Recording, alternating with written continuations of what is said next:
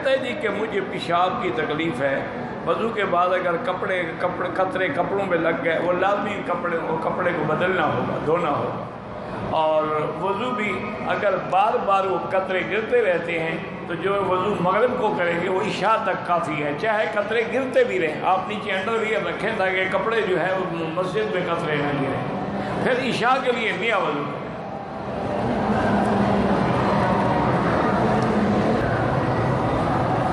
مجدد الفسانی سے اللہ عالم کتنے اولیاء گزرے، سب سے بڑے اولیاء تو صحابہ تھے جنہوں نے حضور کی زیارت کی۔ کہتے جی کہ آپ نے کہا ہے کہ کرامت جو ہے وہ ولی کے اپنے ہاتھ میں نہیں ہوتی، اللہ چاہتے ہیں تو اس کے ہاتھ پہ ظاہر کر دیتے ہیں۔ تو اب جب وہ ملکہ کا تخت منگوایا گیا تو اس ولی کو تو پتہ تھا، اس نے تو کہا کہ میں اتنی پلک جھپکتے میں منگا سکتا ہوں، تو اس کو تو اپنی کرامتوں کے بارے میں پتہ تھا۔ اچھا مجھے یہ ذرا سمجھا دیں کہ اس بزرگ میں زیادہ کرامت تھی اور نبی سلیمان میں طاقت نہیں تھی، اس کی کیا وجہ ہے؟ مجھے یہ تم سمجھا دو، اگلا جواب میں سمجھا دیتا ہوں۔ تو معلوم یہ ہوا اللہ چاہتے تو وہ طاقت پیغمبر کو بھی دے سکتے تھے،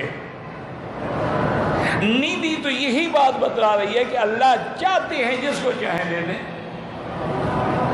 اس لیے حضرت سلیمان نے یہ نہیں کہا کہ ہاں جناب تیری کرامت اور کمال ہے، فلما رآہ مستقرا عنده کے تخت قال ھذا من فضل ربی، یہ میرے رب کا احسان ہے، تیرا کوئی کمال نہیں۔ یہ سارا قرآن، اسی لیے تو ہم کہتے ہیں خدا کے لیے قرآن پڑھا کرو۔ یہی شیطان دھوکہ دیتا ہے، وہ جی ولی کے ہاتھ میں نہ کہا میں لا سکتا ہوں، اللہ نہ چاہتے تو نہ آتا۔ اسی لیے تو سلیمان نے یہ نہیں کہا کہ تمہاری، انہوں نے کہا ھذا من فضل۔ اچھا جن کو بھی طاقت تھی، قال عفریت من الجن، وہ کرامت نہیں دکھا رہا تھا، وہ اپنی طاقت دکھا رہا تھا کہ جن جو ہے ایک سیکنڈ کے اندر بڑے بڑے فاصل ان آتی کبھی قبل ان تقوم من مقامک، اتنی دیر میں اب نہیں، مجھے اس سے بھی جلدی چاہیے۔ تو قال الذی عنده علم من الکتاب، تو اس کے پاس علم من الکتاب تھا، نبی کے پاس نہیں تھا۔ کیوں؟ ایسے نہ بس مسئلے اپنے دماغ میں بیٹھ کے کھڑا کرو۔ معجزات برحق ہیں، لیکن اللہ چاہیں گے تو معجزہ ظاہر ہوگا۔ اب دیکھیں نا بدر کے میدان میں معجزات، اللہ کے پیغمبر کا معجزہ ظاہر ہوا، لیکن احد میں ظاہر نہیں ہوا، دندان بھی شہید ہو گئے، صحابہ بھی شہید ہو گئے۔ کچھ سمجھا کرو نا بھائی، بدر میں تو صحابہ فرشتے اتر آئے اور جبریل تو احد میں بھی موجود تھا، ایک پر مارتا تو کافروں کی نسل بھی ختم ہو جاتی۔ لیکن اللہ کا نظام ہے، کبھی فتح ہوگی کبھی شکست ہوگی۔ اسی لیے حضور نے فرمایا کہ الحرب سجال بیننا، جنگ جو ہے وہ ایک ڈول ہے، کبھی ہم نے کھینچ لیا کبھی دشمن نے کھینچ لیا۔ تو اللہ کبھی فتح دے کے آزماتے ہیں، کبھی شکست دے کے آزماتے ہیں۔ عرس مبارک کے عرس ہے جائز ہی نہیں تو مبارک کہاں سے ہو گیا؟ چاول شریف کھانا جائز ہے؟ بالکل نہ جائز ہے، نہ عرس جائز نہ چاول جائز۔ عرس جائز ہوتا جیسے رمضان کا روزہ فرض ہے تو افطار کرنا بھی جائز، سحور کرنا بھی جائز، تو جب وہ عرس ہی جائز نہیں تو چاول کہاں سے جائز ہو گئے؟ میں ایک مکان خرید کر کرایہ پر دے دیا ہے،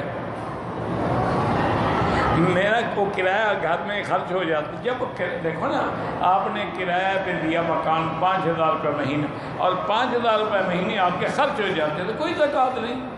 زکوٰۃ تو اس پہ ہے جو سال کے بعد نفع ہوگا، جو خرچ ہو جائے اس پر کیا زکوٰۃ؟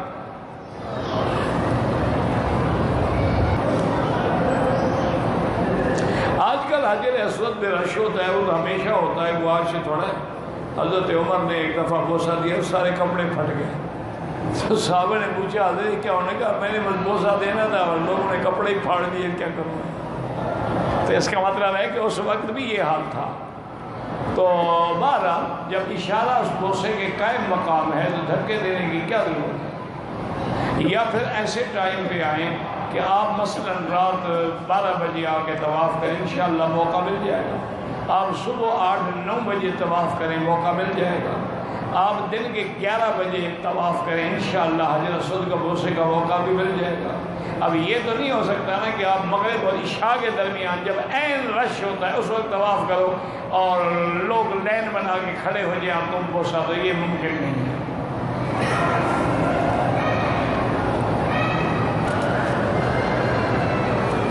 حج کے فرائض میں احرام ہے، نیت ہے، عرفات اور طواف زیارت ہے۔ کہتے قرآن میں ہے کہ وَقَانَ مِنَ الْكَافِرِينَ، شیطان، ہم نے کیا کہا، وہ کافر نہیں تھا، مسلمان تھا۔ کیا مطلب ہے سوال کا؟ استکبر وَقَانَ مِنَ الْكَافِرِينَ لکھا ہوا ہے، تو کیا سوال پوچھنے کا مقصد کیا ہے؟ مجھے سمجھ آئے گا تو میں بھی جواب دوں گا نا۔ تو صاف بات ہے کافر تھا، جب تکبر کیا، اللہ کا حکم نہیں مانا،